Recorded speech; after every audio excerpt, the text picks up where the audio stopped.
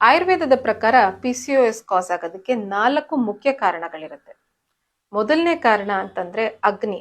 ಯಾವಾಗ ನಿಮ್ಮ ಅಗ್ನಿ ಏರುಪೇರಿ ಆಗತ್ತೆ ಆವಾಗ ಪಿಸಿಒಎಸ್ ಕಾಸ್ ಆಗುತ್ತೆ. ಅಗ್ನಿ ಏರುಪೇರಿ ಆಗ್ಬೇಕು ಅಂತಂದ್ರೆ ಸರಿಯಾದ ಟೈಮಲ್ಲಿ ಊಟ ತಿಂಡಿ ಮಾಡಲ್ಲ ಅಥವಾ ಖಾಲಿ ಹೊಟ್ಟೆಯಲ್ಲಿರೋದು ಹೀಗೆ ಮಾಡ್ತಾ ಇರೋದ್ರಿಂದ ನಿಮ್ಮ ಅಗ್ನಿಯಲ್ಲಿ ಏರುಪೇರಿ ಆಗತ್ತೆ. ಎರಡನೇ ಮುಖ್ಯ ಕಾರಣ ಅಂತಂದ್ರೆ ಜಾಸ್ತಿ ಆಗೋದು ಅಥವಾ ಹೆಚ್ಚಾಗಿರುವಂತ ಕಫ.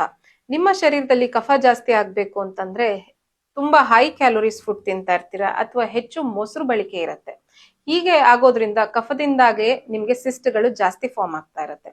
ಮೂರನೇ ಇಂಪಾರ್ಟೆಂಟ್ ಕಾರಣ ಅಂತಂದ್ರೆ ವಾತ ಇಂಬ್ಯಾಲೆನ್ಸ್. ಯಾವಾಗ ವಾತ ದೋಷ ನಿಮ್ಮ ಶರೀರದಲ್ಲಿ ಹೆಚ್ಚಾಗತ್ತೆ ಆವಾಗ ಪಿಸಿಒಎಸ್ ಆಗತ್ತೆ. ವಾತ ದೋಷ ಹೆಚ್ಚಾಗೋದಕ್ಕೆ ಹೆಚ್ಚಿನ ಮಹಿಳೆಯರು ಬಹಳಷ್ಟು ಎಕ್ಸೆಸಿವ್ ಆಗಿ ವರ್ಕೌಟ್ಸ್ ಮಾಡ್ತಿರ್ತಾರೆ, ಎಕ್ಸೆಸಿವ್ ಆಗಿ ಫಾಸ್ಟಿಂಗ್ ಮಾಡ್ತಾ ಇರ್ತಾರೆ. ಇದರಿಂದ ವಾತದೋಷ ಇಂಪ್ರೂವ್ ಆಗ್ತಾ ಇರುತ್ತೆ ಅಥವಾ ವಾತದೋಷ ಜಾಸ್ತಿ ಆಗ್ತಾ ಇರುತ್ತೆ.